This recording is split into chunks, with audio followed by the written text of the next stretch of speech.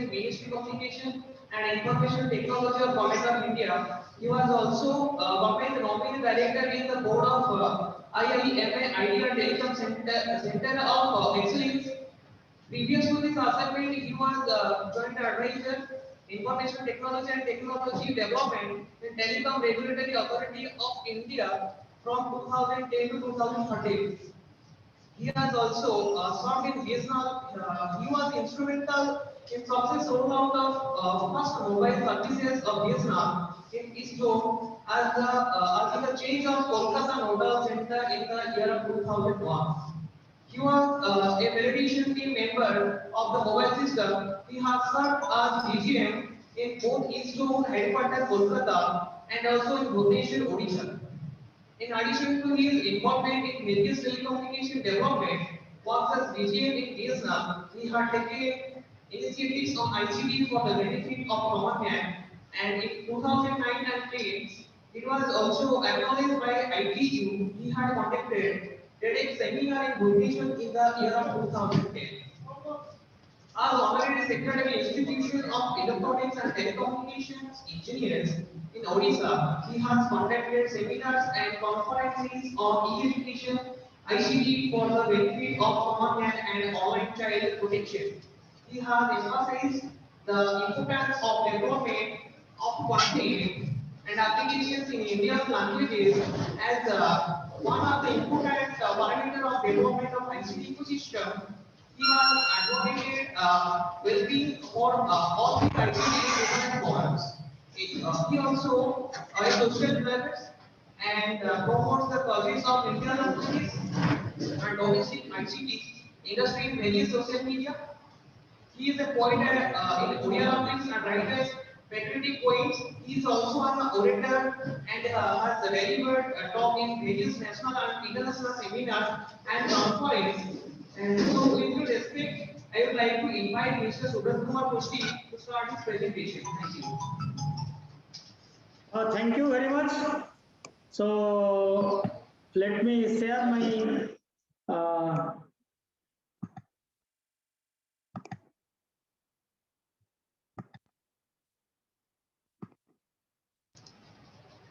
So, good morning, friends. Today, my topic is my 5G telecommunications and ecosystem.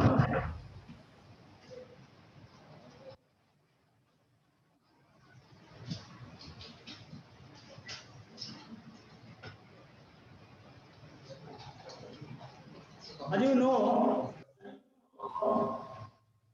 telecommunication is passing through a lot of revolutions. It started from first generation with analog communication. Let me just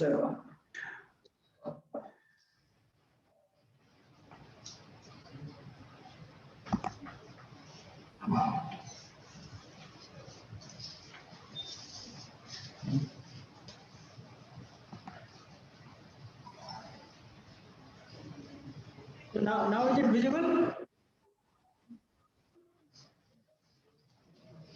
Yes, sir. Yes, sir. So my topic today is telecommunication and ecosystem. Technology is moving from one generation to next generation. The technology landscape is also merging due to advancement of technology. And communication system has connected all aspects of life. And as you know, the integrated telecommunication has a new word. It is called information and communication technology.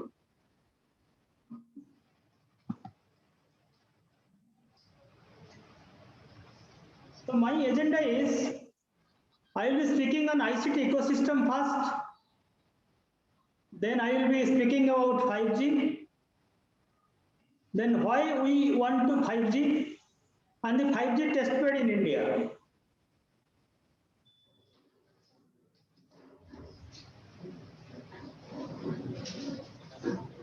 So as you can see, the ICT ecosystem consists of three parts. One is the digital equipment, another is services, another is applications. In digital equipment, we have companies like Intel and Qualcomm.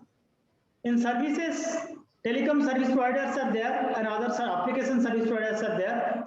In applications, we have application service provider like WhatsApp, Ola, Paytm, applications in App Store. So the first fundamental is the digital equipment.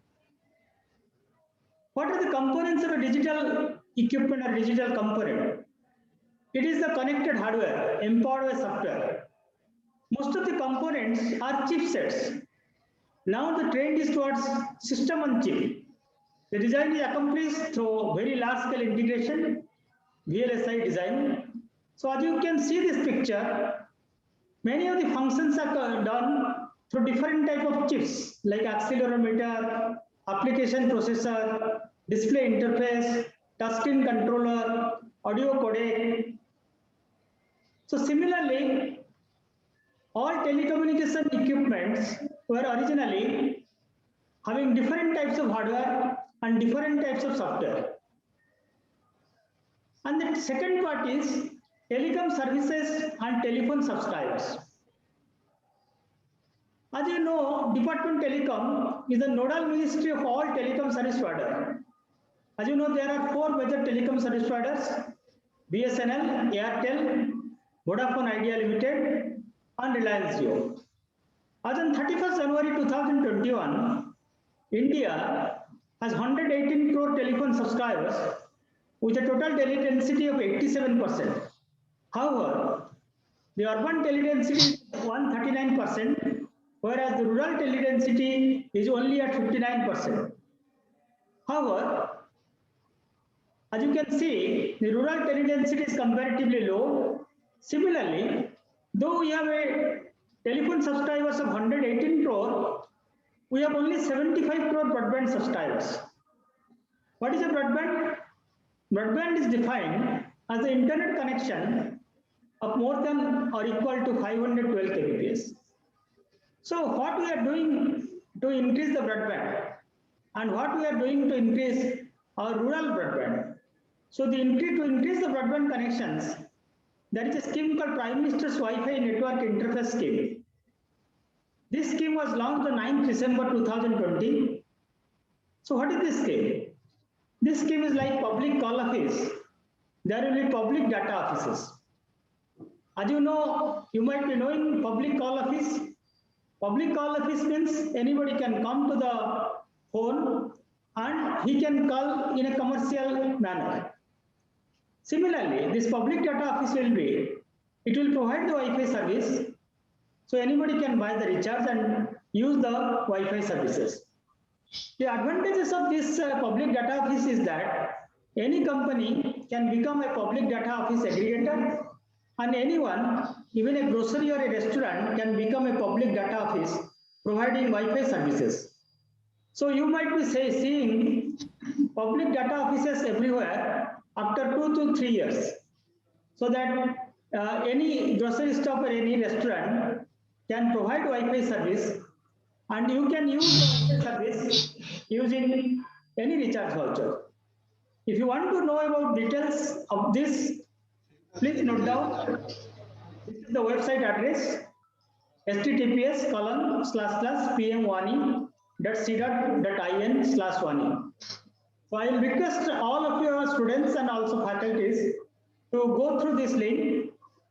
And many of our engineering students after graduation can become also a public data office aggregator, because it does not need any license. To facilitate ease of doing business and encourage local shops and established to become Wi-Fi providers, it has been approved that the last time public Wi-Fi providers require no license, no registration, and will not need to pay any fees to DoT.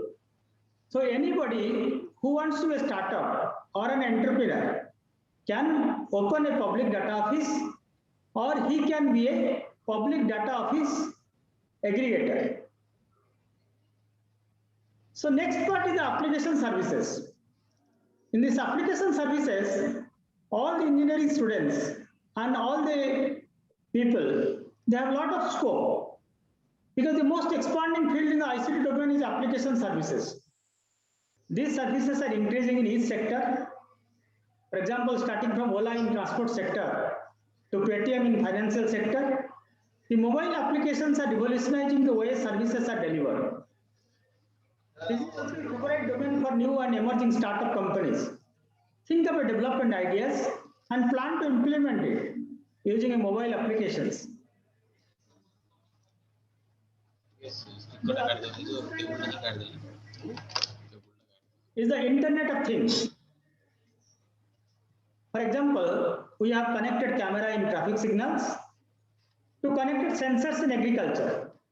So IoT has a lot of these new and innovative applications which can be explored.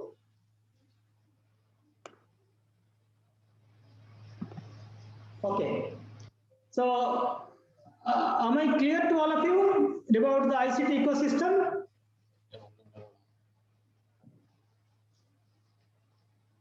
So next, I will speak about 5G.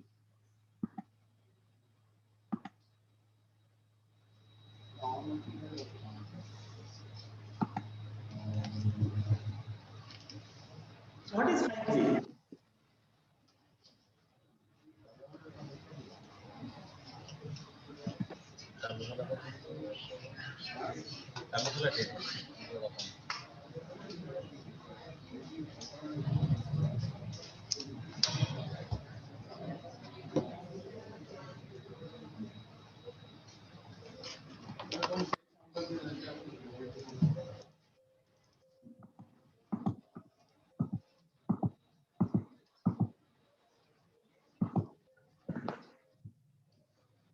So as you can see, in 1980, we have the first mobile communication. That was called first generation mobile communication. And it was analog. It was not digital. So we have very limited scope. It is only for voice. In 1990, we have the general mobile, that is called Global System of Mobile Communication, or GSM. So we have a digital mode of modulation, and we have a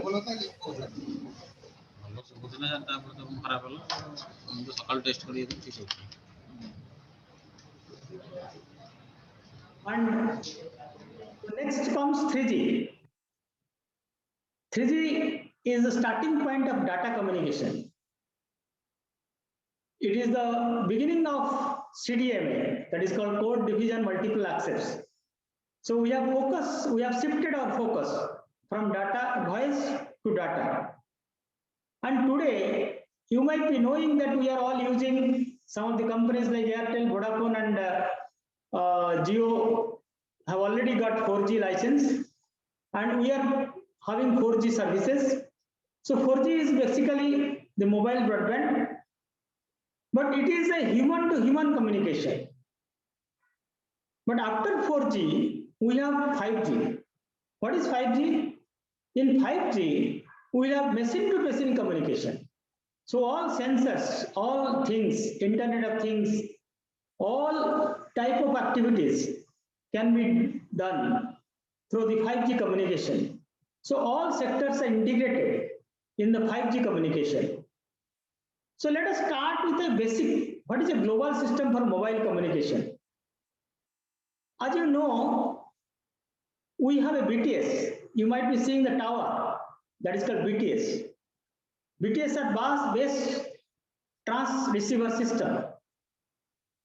So your mobile is like this. So mobile connects to the BTS. BTS goes to signal the BSC, that is called base station controller. So BSC is connected to MSC, mobile switching center, then called gateway mobile switching center. And we have a home location register where all the database of all the connections, mobile connections are there. This is called HLR. So GSM was a circuit switch network. So it was only ideal for delivery of voice, but limitation for sending data. In 2000, the introduction of GPRS. GPRS is this. This is called GPRS serving node. So after 2G and 3G, we comes to 4G. So as you see, this is a 4G network. 4G is no more a circuit switch network. 4G is a packet data network. And 4G, it is also called long-term evolution, LTE. So the base BTS is now called E node B. And whatever we are calling that MSC is now called enhanced packet core. And we have something called MME. This is mobility management entity. And HLR is now called HSS, home subscriber server. And PCR is control function.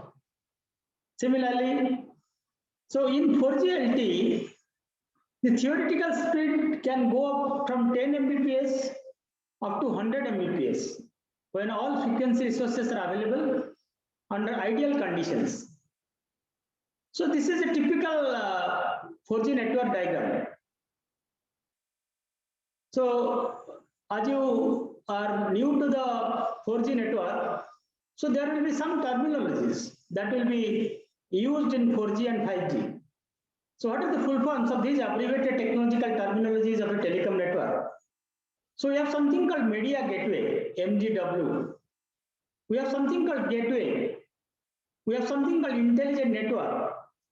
Then signal transfer point. Then SMSC, for the delivering of short message services, we have short message service center. Then serving GPRS service node and gateway GPRS service node.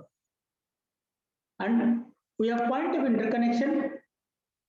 As you know, in the internet, there is something called DNS, domain name system. PCRA, policy and charging rules function. Then something called SBC, session border control. So since we are only focusing about 5G, we cannot go in depth to each and every terminologies. The time is not that limited. So let us come to 5G directly. In a 5G, we have something called radio access network, that is called next generation radio access network. And we have a 5G core network. And the third is the data network. This consists of the 5G system. So advantages of 5G systems are, it has a very low latency. Latency is smaller than 1 millisecond. And end-to-end latency is smaller than 10 milliseconds.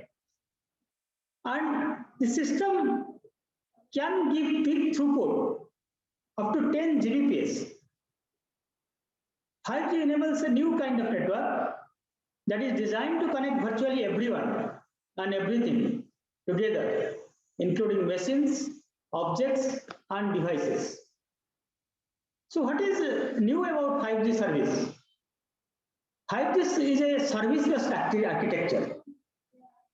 So in this architecture, any third party can build application services and connect to the 5G network. And here, the user plane and control plane are separated. User plane can be located nearer to the user, hence decreasing latency. In 5G, we don't have any something called BTS or BSC or MSC. These are all network functions. So instead of node, we have network functions. These are softwares. So network functions can connect to each other on API-based interface. What is API? Application Program Interface. And outside connection can also be through software. That is an API.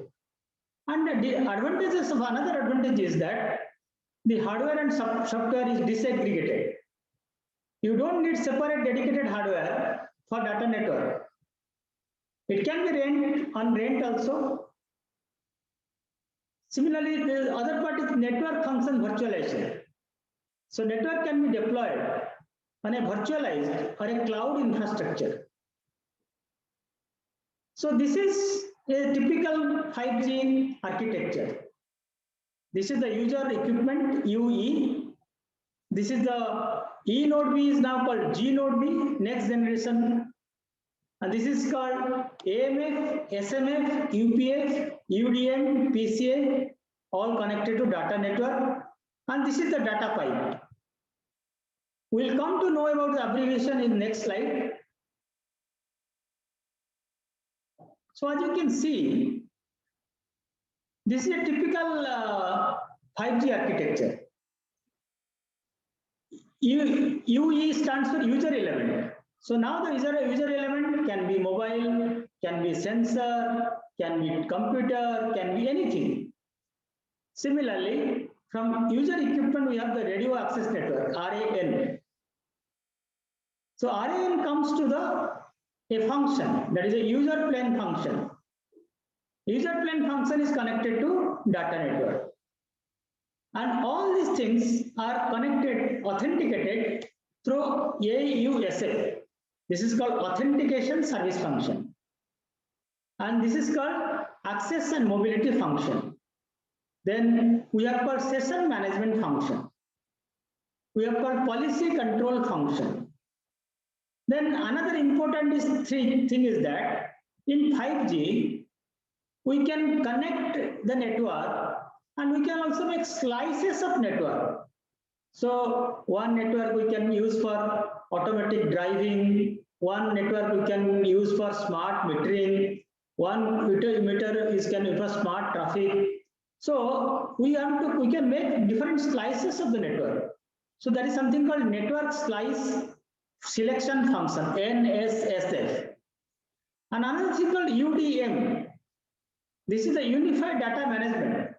So it manages all the subscriber data, billing data, all types of data are managed here. The next point is NEF. This is a network exposure function. This is new. Similarly, another is called network repository functions. Because there are so many networks which can be connected. So we have network repository and network exposure function. And overall, we have something called application functions, dedicatedly only for mobile applications.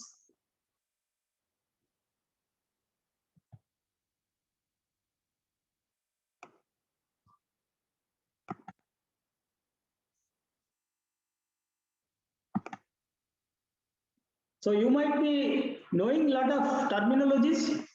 As you can see, I have told a lot of terminologies, but all these terminologies cannot be told in one class because it is a vast subject.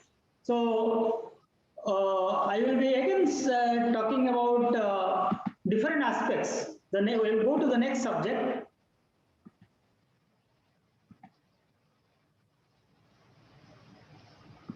So what we have covered? We have covered the global system mobile communication, that is the 2G and 3G. Then we have come to 4G network. Then we have come to a general diagram of the 4G network. And this is the 5G system. And in 5G system, these are our specific differences between 5G services. These are the new components. Then we go to the 5G architecture. In the 5G architecture, we have different types of components. So as a student, for the interview purpose, you should remember all the abbreviations names. So if you know all the abbreviations and if you know all the connectivity and how these things, so you come to know about the basics of 5G. So now the most important thing is the 5G spectrum. What is this 5G spectrum? As you know, we are already using our existing mobile. We are using the frequency below 1 gigahertz. And the Wi-Fi services is from 1 to 6 gigahertz. But in 5G, we use both the existing mobile frequency and also the higher frequency ranges. For example, we can use 30 gigahertz to 100 gigahertz. This is called millimeter wave band. So frequency band can be two parts. It is a sub 6 gigahertz and up to 100 gigahertz can be used. So why use two frequencies? The lower frequency is used for coverage. This is for coverage. Suppose you want to cover a higher up to 5 kilometer or 10 kilometer, then you will use the lower frequency and use the millimeter wave high frequency for ultra high speed data. So the high frequency, that is the millimeter wave, is used to give very high speed bandwidth. And another advantage is that even the unlicensed band, like the Wi-Fi band, spectrum can be used for indoor coverage. So, what is happening here? Instead of one antenna, we will be using something called MIMO, multiple input, multiple output. So use of higher frequencies and millimeter waves enables the massive multi-input, multi-output antennas using very small size antenna in large number in a single panel. So this is the new thing in 5G. Because of very high frequency, we use number of antennas and we use small size antennas, and every antenna element can be controlled, and hence beam can be formed by changing the phase of the signal. So, for example, one vehicle can be connected with one beam. For moving mobile or car, beam steering is done. So wherever this car will go, the beam will follow like a touch. And the next point is what I have told earlier, that is called virtualized network functions. So the first advantage of the virtualization is the hardware and software is disaggregated. So you can use the cloud native architecture or cloud computing for general telecommunication purpose. So all the network functions can be deployed as software on virtualized infrastructure. This is the advantage, is that it will lead to the bigger and competitive ecosystem. So you can imagine, young people, anyone can design a mobile application and can connect with a 5G network. So this is called network slicing. We can slice the network to different parts. What is different parts? For example, 3 services are there. One service is for automatic driving, another service is the voice services, another service is smart metering network services. So we can make network into 3 slices. What are these 3 slices? One slice is for automatic driving, one slice for voice services, one slice for smart metering. So it will divide the single network connections into multiple distinct virtual connections that provide different amounts of resources to different types of traffic. By doing this, service provider has more flexibility in terms of how it provides specific services or service environments to customers.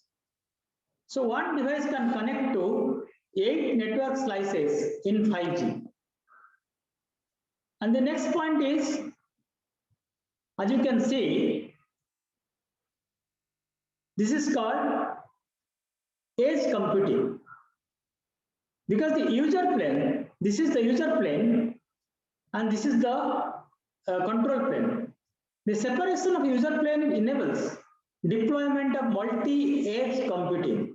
That means we can do application level computing in addition to the control plane computing. It enables the deployment of gaming, virtual reality, cloud services, third-party cloud services, healthcare services, fleet management, industrial IoT at the edge of the network. So the next point is, let us go to how this 5G can be used. That is called use cases. So as you have seen, 5G has broadly 3 categories. It will give very high speed broadband, it has very low latency, and in 5G, machines can connect with machines, that's the machine to machine communication. So if the broadband is high speed. What are we going to do with this high speed broadband? For example, now we can have virtual reality, augmented reality, artificial intelligence through this mobile broadband. Then mission critical services due to ultra low latency and high reliability. It can be used in industry. It can be used in automotive, robotics, healthcare. Similarly, the massive Internet of Things. So all sensors can be collected. So we can have smart cities like smart traffic. Then we have smart homes. So what it means? You think development. Think total development across all sectors, in all the areas. Connect the supply with demand. Fulfill the need just in time. Make the services available everywhere through high-speed broadband. So as you can see, we have three important points.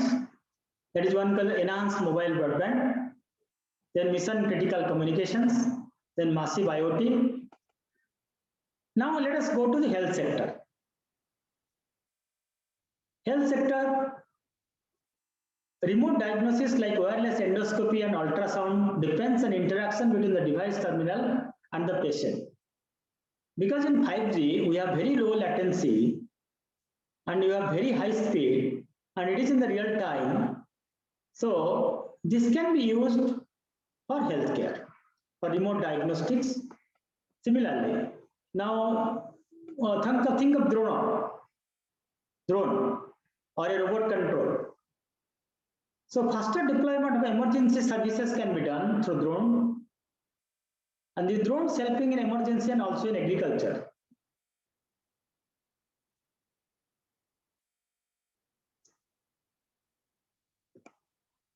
Now consider this screen. We can use in public sector, in intelligent transport, connected vehicles sharing data to prevent collisions, in vehicle telematics, in connected sensors, then smart commerce like logistics network autonomously routing the goods, full traceability down to individual item of warehouse and port, then smart cities. The 5G can also be used in entertainment and gaming sector, in education sector, digital replicas of machines in industry that can warn about real machinery faults ahead of time. Similarly, we will have virtual reality, the greater realism in the virtual reality, augmented reality, delivering sensory experiences, more engaging methods of teaching through immersive contents, then immersive virtual reality meetings to boost remote team productivity. It can also have live broadcasting. In power sector, we can have smart grid. In agriculture, with sensors, we can have smart irrigation, livestock monitoring. We can have agriculture drone. We can have precision farming. So this is the broad whatever we have discussed in a single slide. But who will be involved? So in smart commerce and banking, Department of Financial Services, in intelligent transport, Ministry of Railways, Ministry of Road Transport, in smart agriculture, Department of Agriculture, in smart cities, Ministry of Housing, smart grid, Ministry of Power, in smart water, Ministry of Water Resources, Industry 4.0, Department of Industry Policy, smart education, education departments, and smart health department. So what it means? It means 5G will touch each and every sectors in the economy. So to do all this, Government of India, particularly DOT, Department Telecom have set up 5G technology trials of DOT that is called 5G test bed. What is the objective? Objective is to increase the awareness of 5G applications, stimulate local R&D ecosystem, help local TSPs better understand the technology and business model of 5G, encourage the original equipment manufacturers to better target Indian 5G use cases. So this is a typical testbed structure. I think you have already seen all this. This is the 5G core, and this is some of the companies that are doing in India. Some of the startup companies who are doing all this part. So their name is written, and this is a typical 5G testbed. So we'll have because the network is completely software-defined network. So electronic students and computer science students and maybe anyone who knows software can contribute in this. So there is something called management layer for testbed management. Then we have an end-to-end IoT network using a mix of commercial and prototype components.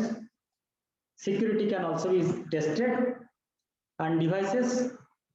The startups and entrepreneurs can connect, can develop devices and can connect to 5G network. So use case lab in banking sector has been set up in Hyderabad, and 5G use cases labs, various vertical concerning different ministries have also been set up. So that's all. Thank you very much.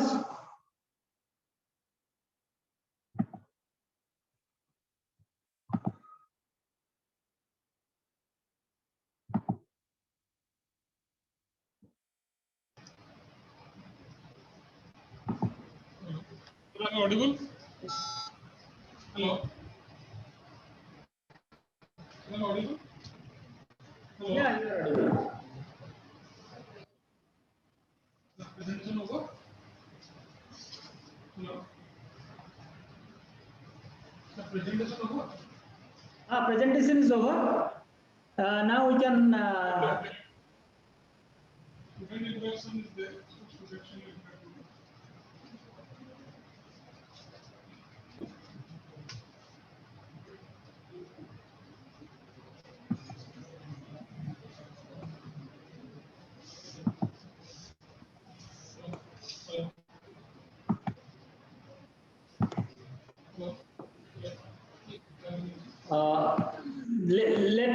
Let me review again because it's a completely new subject. So many of you might be might want to revisit. So what we have taught today, we have taught the ICT ecosystem. We have taught, we know about 5G components, and we see you don't have any option. People don't have an option.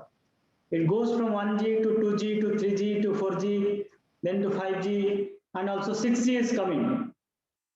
And the technology is moving fast. There are two choices. Either you catch up or you lag behind. There is no other option. So first is know the new terminologies. We don't need to know the history. History is not important. Important is what is the current technology and what are the current applications and how best we can take the advantages of the different new technologies. What are the new technologies now coming? Something called virtual reality, augmented reality, Internet of Things, artificial intelligence, and lot of mobile applications. And this 5G technology or 5G network is designed for that. 5G network is designed so that there will be machine-to-machine communications. There will be a lot of applications. Anybody can do applications and connect with the network. Any startup can make its own Internet of Things applications in any sector, maybe in health sector, maybe in banking sector, maybe in transport sector. And there are two parts. One part is for the very highly industrialized countries, and another part is for, let's say, India. We may not need autonomous driving because we have so many drivers, but we may need more focus on agriculture or more focus on healthcare or in education. So 5G has applications because it's of low latency and a very high speed and a flexible architecture. Flexible architecture means you can purchase or you can take a rent a server and you can make that as a network. So installing the different softwares, and these softwares any computer professional or any computer programmer also can do. So the advantages of this is that anyone at any time can become an application service provider. So coming to what I was discussing about the PM1E. So in PM1E, you see this scheme is also slightly connected with the 5G. In the 5G, you will have a lot of entrepreneurs, each contributing to the whole. So you can be a public data office aggregator, or you can be an application service provider, and all of you can connect to the 5G network. Am I clear?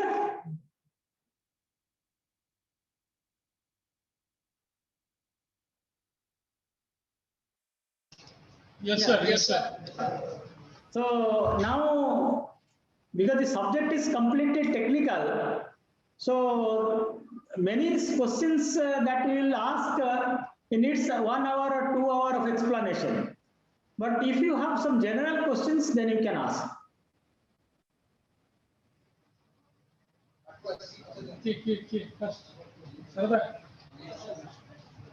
It was. ସେଇଟା ହଉନି ତ 80%.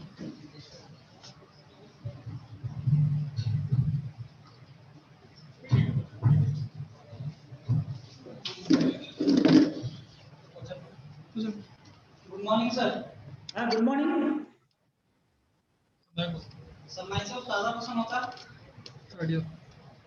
I'm from third year DC, sir. Okay. Carry on. Sir, yes, sir. My doubt on the spectrum.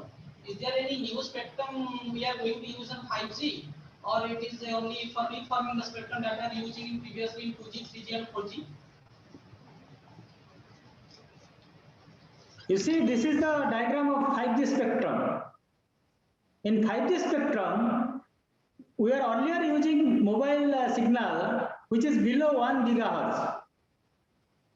But now we can use below 1 gigahertz also, and also this 30 gigahertz millimeter wave. So presently these spectrums are allotted to some other organizations. So we are getting some slice of this spectrum. So this spectrum is used for coverage and capacity, and this spectrum is used for capacity. So for high-speed broadband, this spectrum will be used, very high-speed broadband, and this spectrum will be used for coverage and capacity. So this is now available with the telecom service provider. They will need this spectrum also to provide 5G. Is it clear? Okay. Next.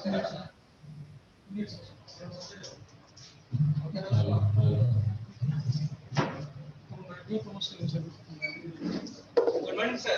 Good morning. I am Abdul Samantran from third sem in Double E. Okay. Please continue. If 5G provides a large amount of data at a time, then how will it affect the environment? Can you repeat it again? Sir, as 5G provides a high amount of signal at a time, then how it will affect the environment? Yeah. That is a very good question. Environment, there are some conditions, there are some fears that this high speed, high frequency, that is the 30 gigahertz, and this high frequency has some effect, but since it is a beam, it is just like a torch light. So wherever there is a high speed frequency, it will work like a torch light. Suppose I want my car to be of high speed, so car will be connected with a particular frequency and it will be like a beam. So beam, that is called beam forming. And general frequency, general things don't have any health hazard, don't have any environment conditions. However, whenever there is a beam, and the beam is for a short time, suppose a car is moving and the beam is moving with that, but it is no substantial health hazard. There are some experiments going on, but environmentally, the lower range frequency have no problem. Higher range frequencies are also, so to say, designed in such a way that it will have zero environmental impact. Next question. Sir, how we can connect 5G to our devices? Yeah, can you repeat it again? How can we connect to our devices, either optical fiber or wireless? Okay. So, you see, there are two types of, this is called backhaul connection. The backhaul connections are always better with optical fiber communication. Optical fiber gives very high speed. So the user connection is through radio connection. That is called radio access network. But the core connection will be through optical fiber.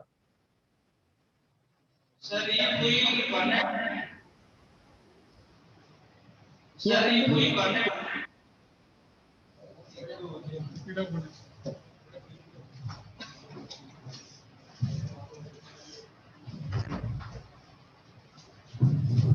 sir, if we connect by using optical fiber, if we weather condition changes, so how can we implement the same frequency? No, there are two parts. One part, this frequency is from the user equipment to the nearest node, node B, G node B, that we call node B. That is only frequencies used for that part. Frequency is coming into picture from your mobile to the tower. After that, there is no connection of frequency. That is through communication. That can be separate. That is separate and this is separate. This is the user equipment, like mobile. Suppose you are dialing through a mobile. So your signal is going through these frequencies to the tower.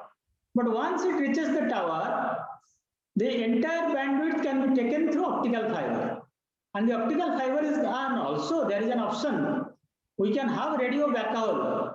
Radio backhaul is also used, but it is much better that if we connect with optical fiber, then the control plane or the backend can be more connected and stable. Next, please.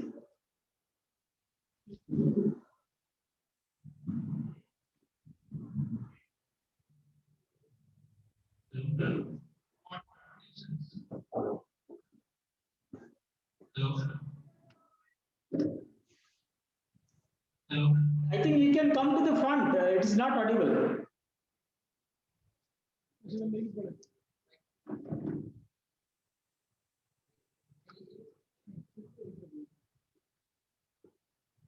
Good morning, sir. Good morning. Yes, sir. My name is Subrat Kumar from Shri second year. So my doubt is there a relationship between 5G and the Wi-Fi? Can you repeat it again? It is not audible. I don't know, is there a between 5G and Wi-Fi?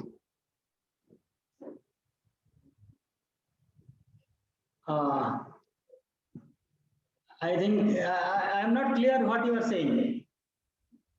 Can you come to the microphone?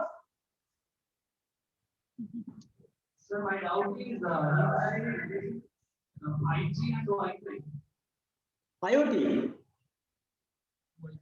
Wi-Fi, sir. 5G Wi-Fi. Yes, sir. Yes, sir. Wi-Fi operates in the unlicensed band. Yes, sir. This is the Wi-Fi range. This is the Wi-Fi. This is the mobile. This is Wi-Fi, and this is 5G. Actually, 5G covers the entire thing. The Wi-Fi will also come inside 5G for indoor coverage.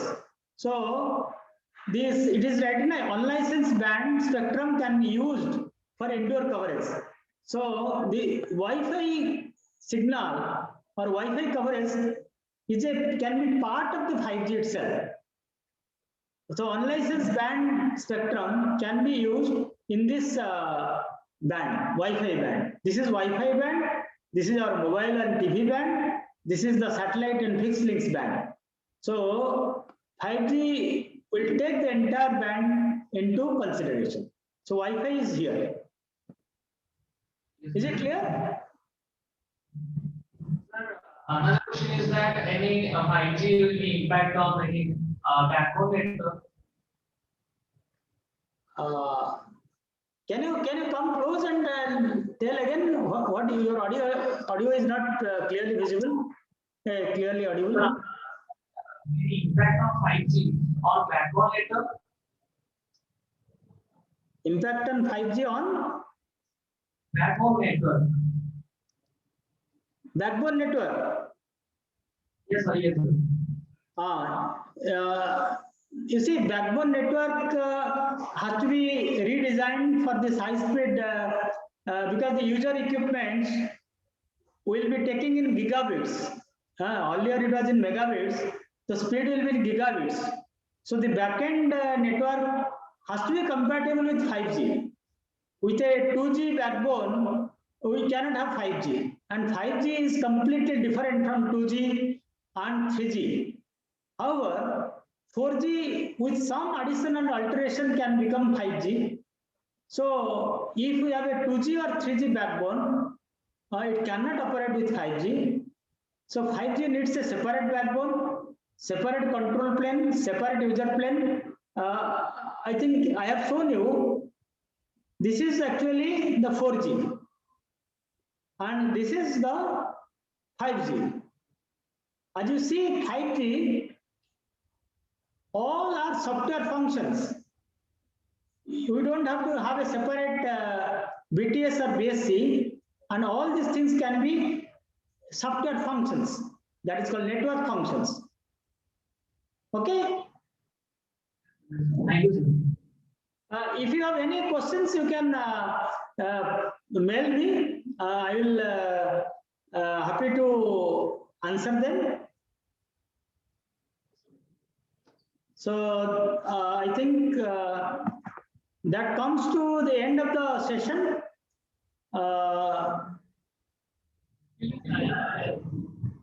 Yeah.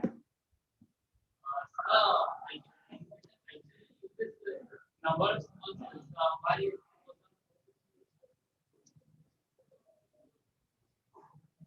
the millions of small cells that is the large cells that we are using in the You can make your question in the chat box. Write your question in the chat box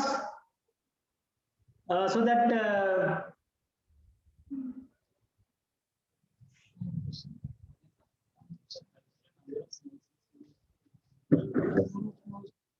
you write your question in the chat box because I could not.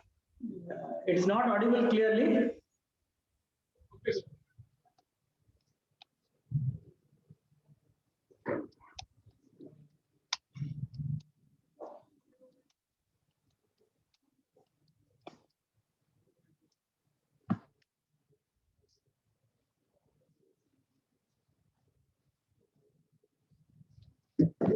Okay. So again, we can go to the same slide.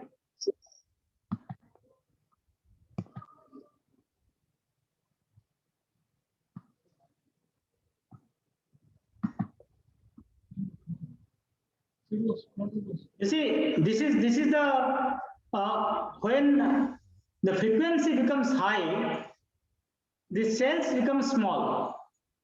When the frequency is comparatively low, this is the lower frequency. Lower frequency means higher wavelength, and here we need more bigger antenna and bigger tower. So as the frequency becomes less, frequency becomes more, the wavelength becomes less, and depending on the wavelength, the antenna becomes smaller. As you can see, these are small antennas, small cells. Antennas are small, cells are also small. Small cell means maybe 100 meter is the 100 meter to 500 meter may be the coverage of these high speed cells. But for coverage, we will using these low frequencies, means sub gigahertz, 6 gigahertz frequency, and for high speed broadband, we will be using higher frequencies, smaller cells.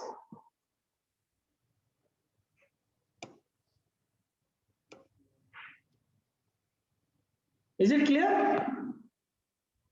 Yes, yes. Okay.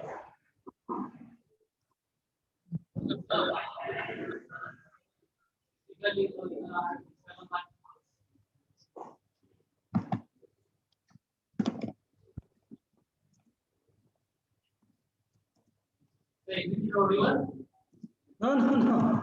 I could not listen. Please type your questions.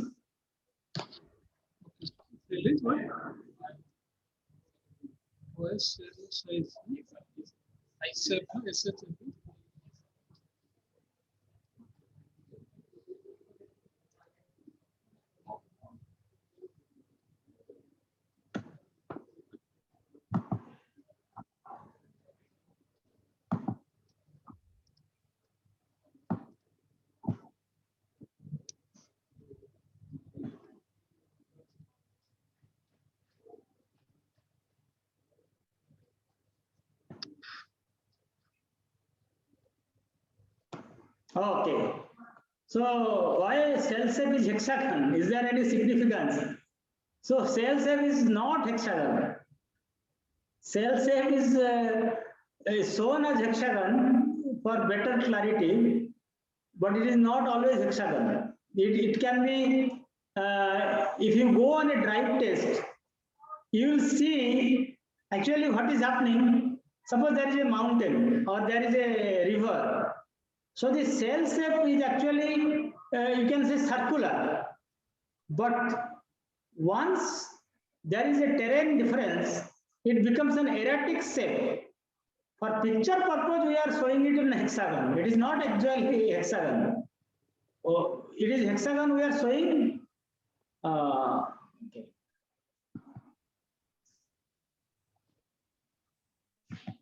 Okay.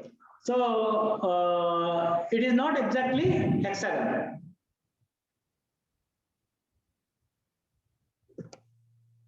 Is it clear? Hello? Yes. If you go to some drive test, you will know exactly what is the cell shape. What is cell shape?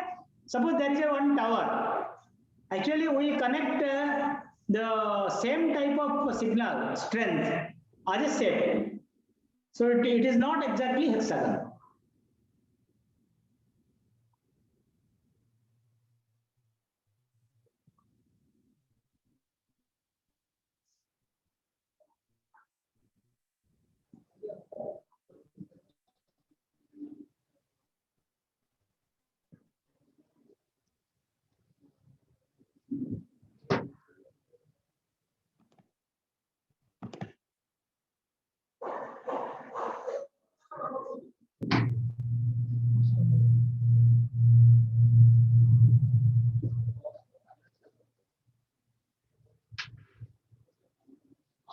So let me invite respect.